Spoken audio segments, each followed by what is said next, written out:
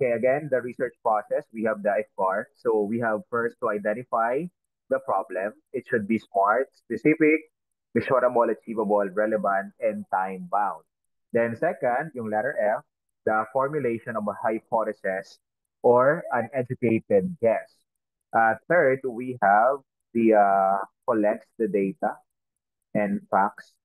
Then letter D analyzes this critically, yung mga data na yun. Then of course, you will come up or you will reach the decision based on the actual evidence.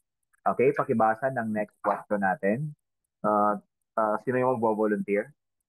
Raise your hand. Okay, thank you. Robin, go ahead. Number 3, the group to which the researcher would like the result of a study to be generalized. A, parameter, B, population, C, primacy source, and D, sample. Okay, thank you. So next question na magbabasa si John, hindi na. Okay, so what is your answer, class?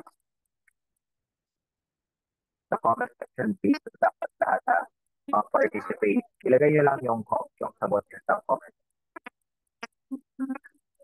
Okay, again, the group to which the researcher would like the result of the study to be generalized. What is that?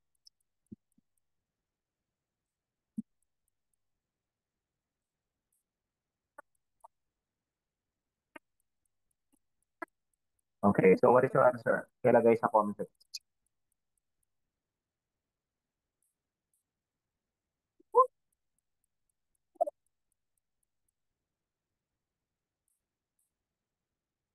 Oh, bakit walang sumagot? Naririnig ba? Naririnig ang audio? Narinig niyo ako? Or baka nawala ako?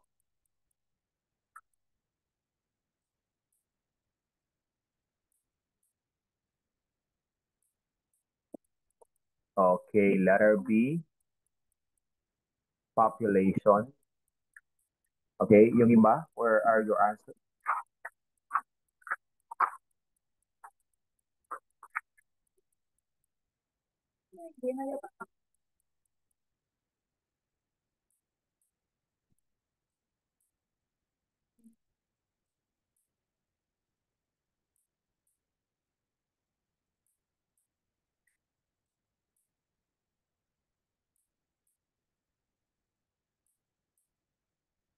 Okay, so our answer to this question, population ng majority. Okay, so ang sagot natin dyan, pag sinabi natin the group to which the researcher would like the result of the study to be generalized, that is letter D, sample. Okay, ang sagot natin dyan, class, sample. So pag sinabi kasi natin parameter, that is the scope of the study. Pag sinabi natin parameter, scope of the study, halimbawa within the Philippines only, so that is the parameter or the scope.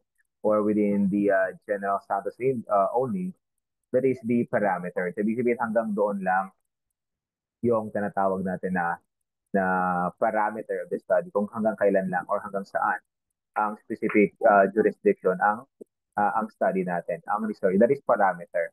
Pag sinabi naman nating primary source na tinatawag rin natin minsan na key informants, pag sinabi natin key informants, that is a qualitative or that is a qualitative research or the primary source of the study. While ang quantitative, we use the respondents or the term na respondent kasi that is based on numbers. So we need more respondents or we need more subjects to answer our questions based on the research question on the survey. Kasi di ba we employ the survey on our quantitative. Then ang sample, of course, that is the subset of population or that is used to represent the entire group as a whole.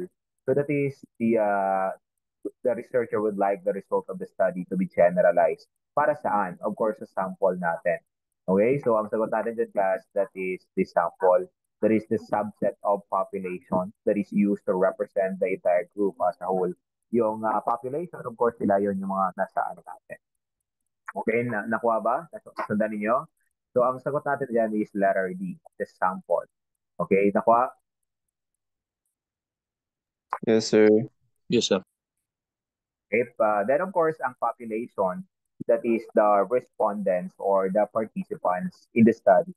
Okay, so kung sino yung nagkakandak, then para sa ano yung study niyo, that is respondents. Kung sila yung nag-participate, ibig sabihin, they are the target of your study. So that is the population.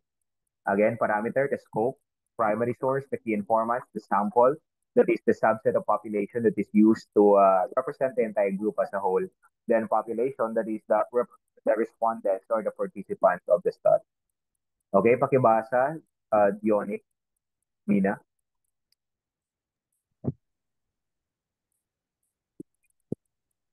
A numerical index describing the behavior of a sample. A. Sample. B. Theory. C. Triangulation technique. And D. Statistics. So, a numerical index describing the behavior of a sample. Pag sinabi natin numerical index, ibig sabihin class, talks about the number, tama? Ibig sabihin, instead of explaining the phenomena or explaining the idea in words, we will explain now yung phenomena na yon in numbers. So what is that?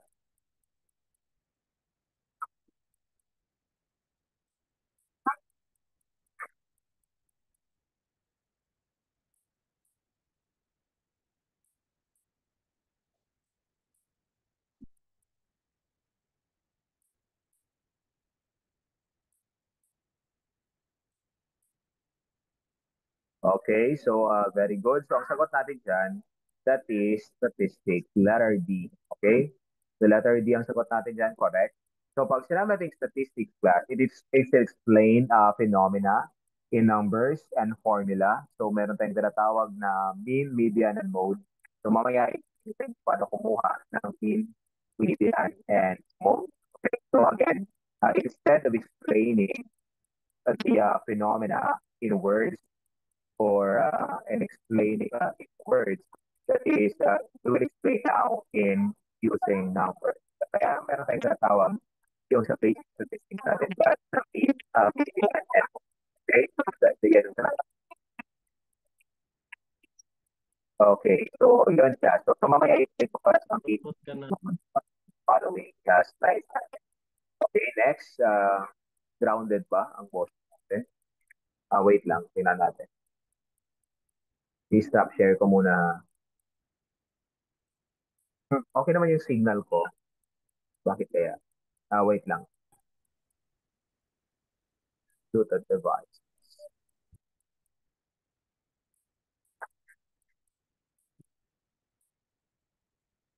Okay na ba? Paki-check daw kung ang boses natin. Okay na sir. Okay. Baka ano, baka sa signal din rin. Okay, check lang. Okay. Okay, so ayan. So, pakibasa nga on the next question. Sino pwede magbasa? Sige, Robin. Thank you. Who is the first person to apply the statistical normal distribution to characteristics of human populations, and he introduced the height weight measure we know today as the body mass index or BMI? A. Charles Darwin, B. Kelvin Probe, C. Adolf Quetelet, or D. Charles Montesquieu?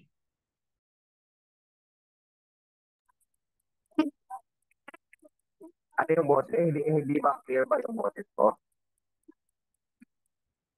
Hindi clear? Okay, ano daw? Okay, Putol-putol po sir. putol. Wait na nga.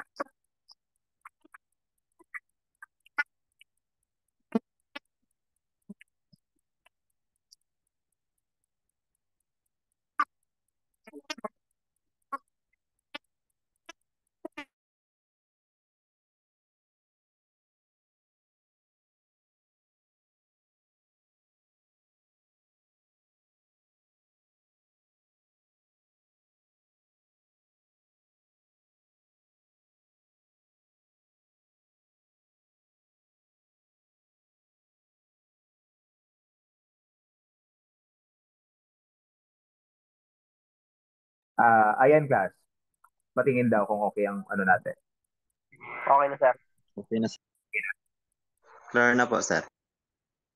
baka ayaw nyo ng naka-camera. Sige, dito tayo. So, who is the person to apply the statistical normal distribution to characteristics of human populations? And he introduced the height weight measure we know today as the body mass index or the BMI. So, pag sinabi natin BMI class, ibig sabihin your height must proportionate to your weight, and then of course your age. So, kaya nagkakaroon tayo, di ba, ng BMI sa PNP. So, sino yung tao na yon na nag-introduce?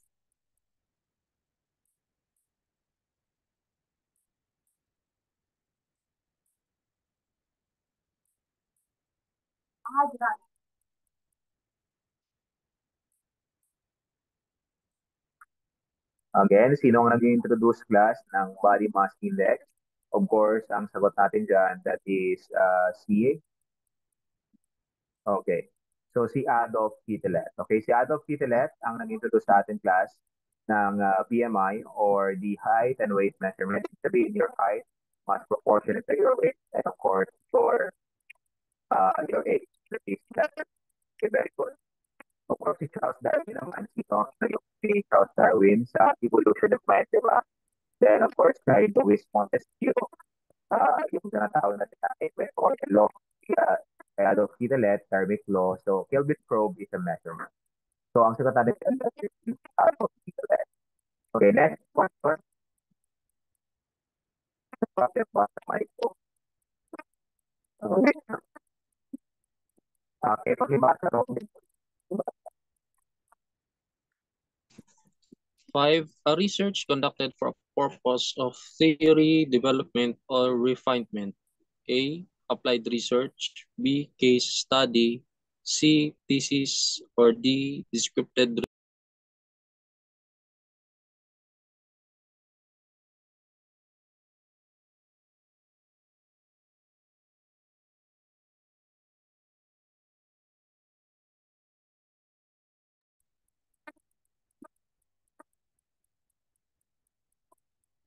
Hindi pa rin ba ang boses ko? Pag-iyan na ako. Rocky? Hindi pa din, sir. Rocky pa rin. Ano kayo? Wait, microphone ko.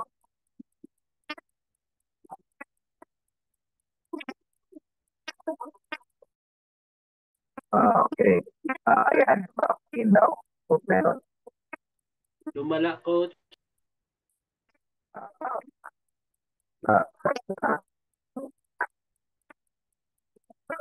Ulit ko na lang yung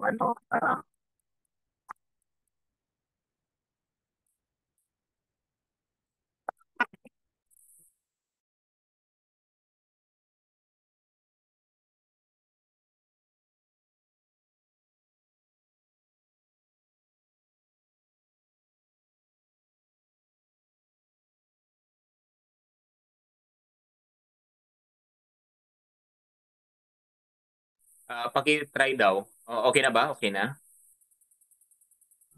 Okay na Sir, po. ayos na, Okay na, sir. sir. Okay na? Ayos na, sir. Yes, sir. Putol-putol? Bakit kaya? Okay na, sir. Okay na, sir.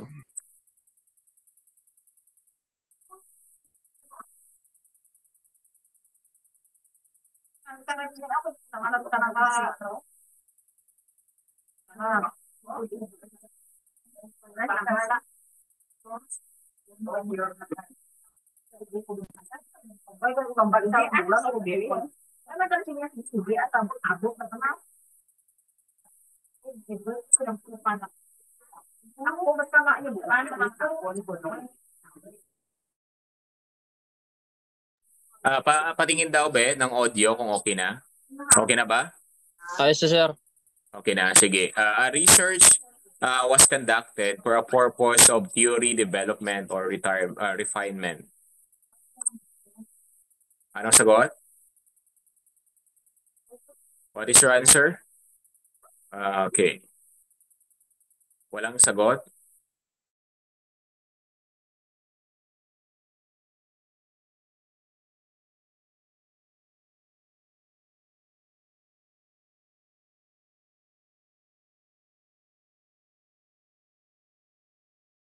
Okay, so iba-ibang sagot niyo. Mayroong applied research, may thesis, and so on. What is your answer?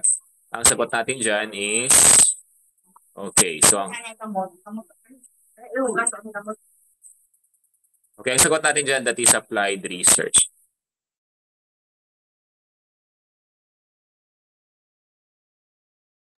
Okay, that is letter A, applied research.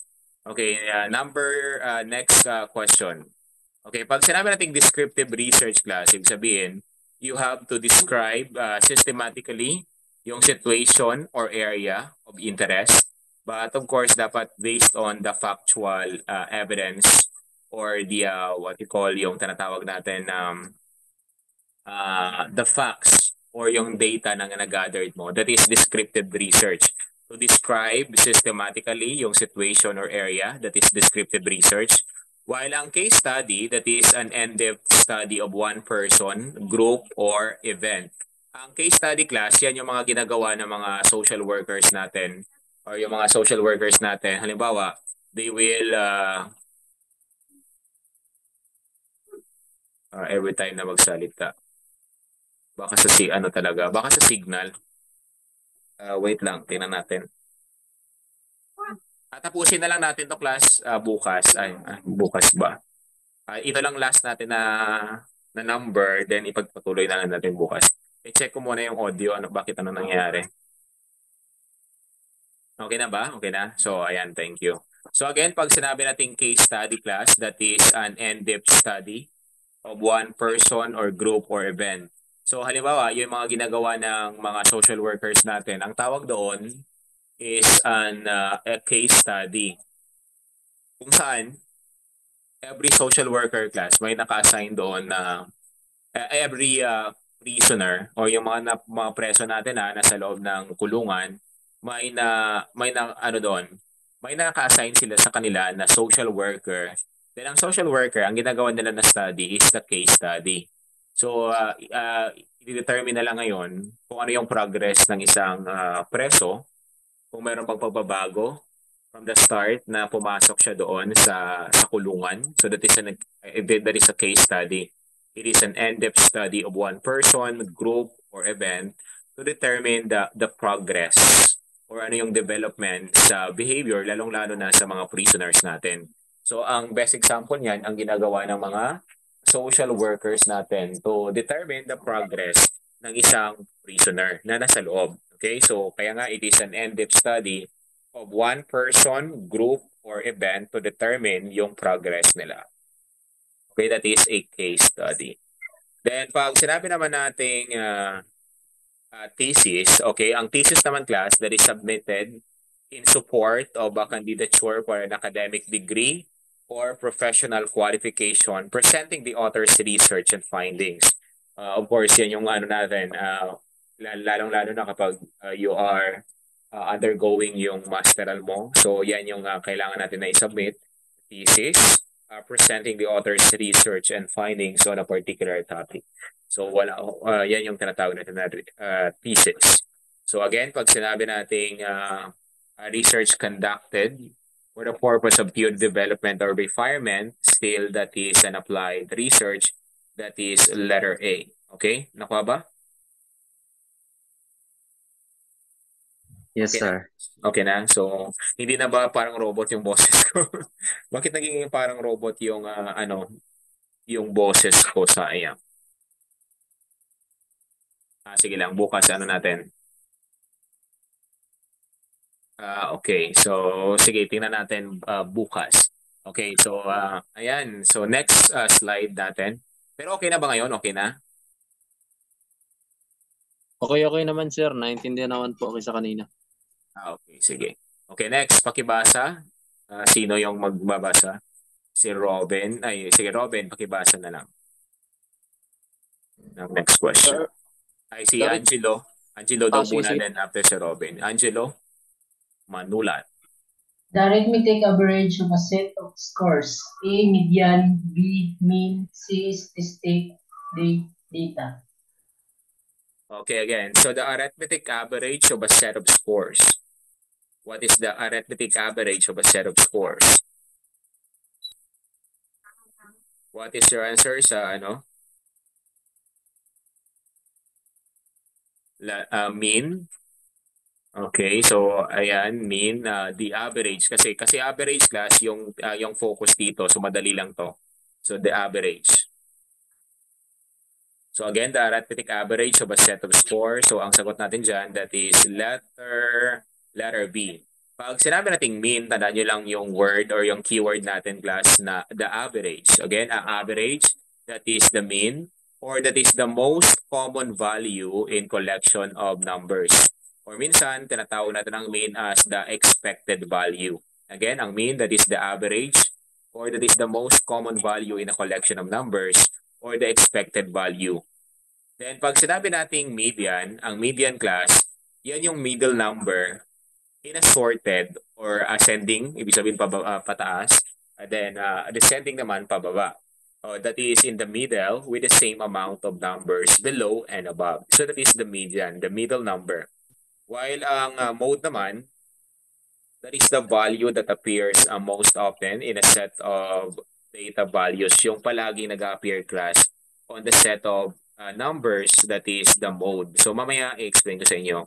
Again, the arithmetic average, tandaan nyo lang pag sinabi nating mean, average.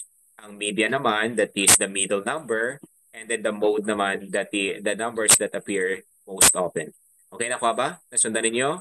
So ang sagot natin dito, that is mean, the average, median, the middle, and then the mode, that is the numbers na nag-appear most often in a set of data values. Nakuha ba? Yes, sir. Okay, next slide. Okay, ito class. I-explain ko sa inyo ang kaibahan ni mean, median, and mode. So, meron tayong numbers dito, 4, 1, 3, 5, 3, 2, and 3. So, we have the i-add what? Ayan, ayan. Ang mean at kukunin muna natin ang mean. So, again, pag sinabi natin mean, the average. So, i-arrange natin ngayon ang number na to. 4 plus 1 plus 3 plus 5 plus 3 plus 2 and plus 3. Ito yan. Then, ika-count natin kung ilan lahat ang numbers na meron dito. So, 1, 2, 3, 4, 5, 6, 7. Okay, so i-divide natin yan into 7. So, 4 plus 1 plus 3 plus 5, then hanggang 3. That is 21. Okay, then we will divide it kung ilang sila lahat. So, 7.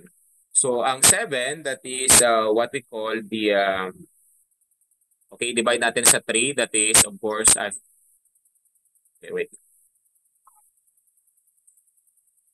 Okay, again, pag sinabi natin mean, so again, 4 plus 1 plus 3, that is 21. I-divide natin sa 7. So, ang average, that is 3. Okay, so, ayan yung tinatawag natin ngayon, guys, na mean. Okay, so di ba average of a set of numbers? Ito yung set of numbers or scores na meron tayo. 4 plus 1 plus 3 plus 5, then hanggang sa 3. So that is what we call the 3, yung average or yung mean na hinahanap natin. Ang median naman, of course, that is the middle number na meron tayo. So ang middle number dito, i-arrange natin yung numbers dito sa taas. So mauuna, of course, si number 1, kasunod si number 2, kasunod si number 3, since ang number 3 nag-appear 3 times. So, 3 times rin ilalagay. Then 4, then number 5. Okay, so yan yung pag-arrange natin sa median. Then kung titanang natin, 7 lahat ang numbers. So, side by side, magka-count tayo ng 1, 2, 3, then 1, 2, 3. So, meaning, ang middle number natin or the median natin is what we call, okay, so yan yung tinatawag natin na 3. So that is the middle number na meron tayo.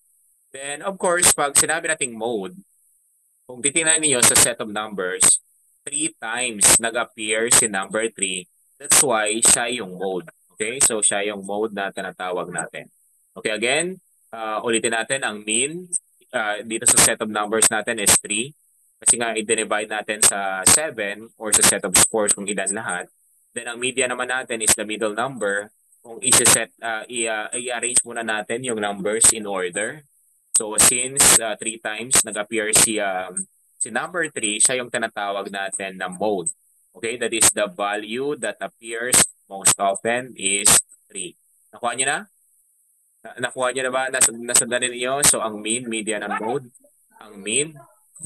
Yes, sir. Yes, sir. Yes, sir. Again, ang mean, that is the average. Ang median naman, that is the middle. And ang mode naman, that is the numbers that appears most often in a set of scores and number. Okay, question din yan sa let. Nag-take ka ng let, Sir Robin? Okay, next, dito tayo. 7, number 7. Okay. Sige, po. Kasi may mga topics rin na tinatanong rin minsan sa let. Na topic rin natin, lalo na sa human rights, yung sa general information nila. Okay, so we will, meron na tayong dalawang question and after that, i-continue natin tomorrow. Sige, pakibasa ng number 7. Sige, Sir Robin, pakibasa. This refers to a framework of observation and understanding. A, paradigm. B, data. C, variable. Or D, theory. Okay, so this refers to a framework of observation and understanding. What is that? What is your answer?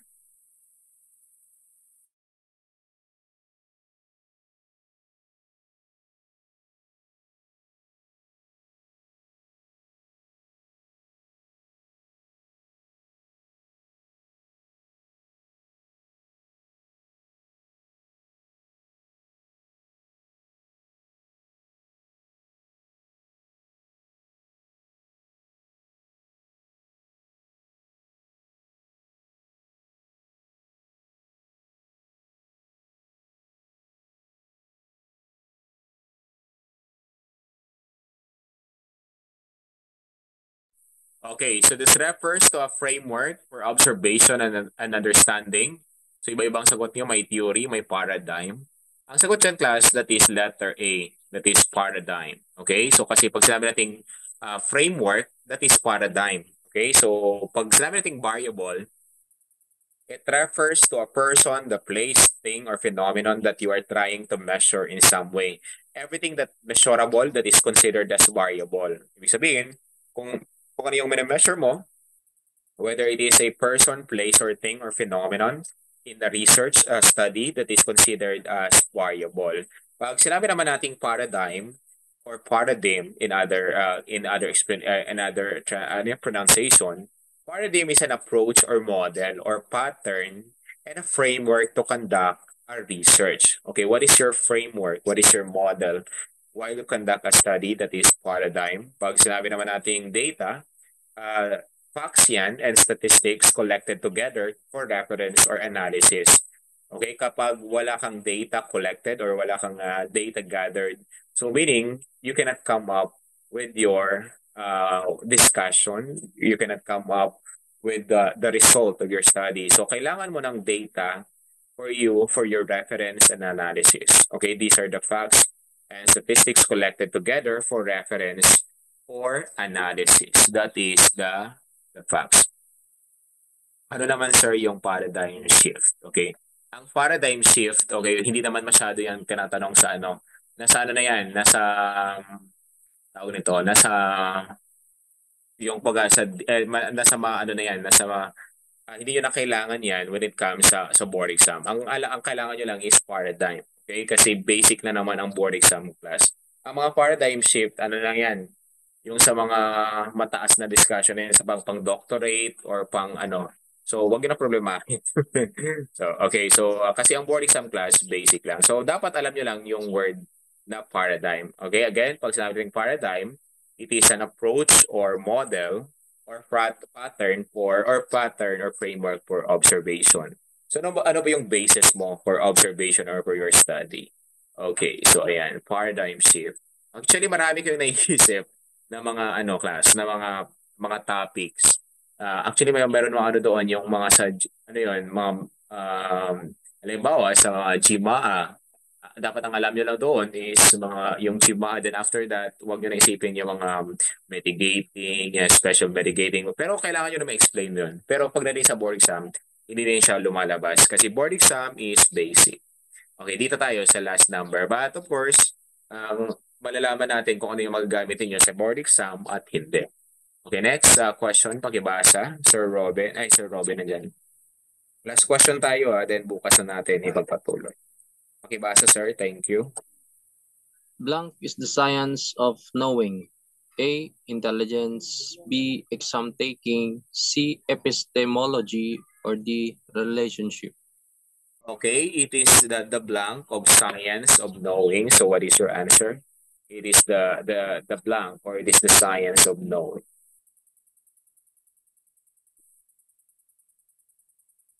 Okay, what is your answer?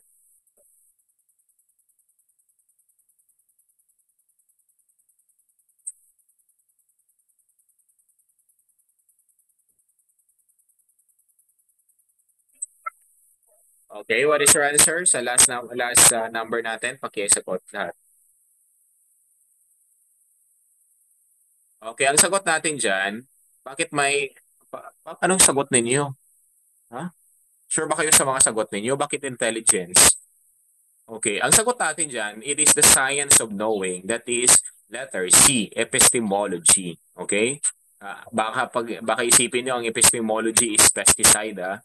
Epistemology naman yon. Okay? So ang epistemology, that is the science of knowing. Hindi intelligence, hindi exam taking, hindi relationship. Okay, ang sagot natin dyan, that is what we call the epistemology. That is the science of knowing. Okay? Again, ang epistemology, that is the theory of knowledge and deals with how knowledge is being gathered and from which sources it came from. So yan yung tinatawag natin na epistemology. Or that is basically the science of knowing. So again, epistemology, the theory of knowledge and deals with how knowledge is gathered and from which sources. Yung tinatawag natin na knowing na yan, or the knowledge or the facts na yan. So ang sagot natin dyan, that is letter. Okay, from the words na peste, kaya na peste kayo kanina. Anong sagot niyo? Intelligence. So, pero okay lang yan. So again, ang sagot natin dyan, that is epistemology. So we will continue tomorrow our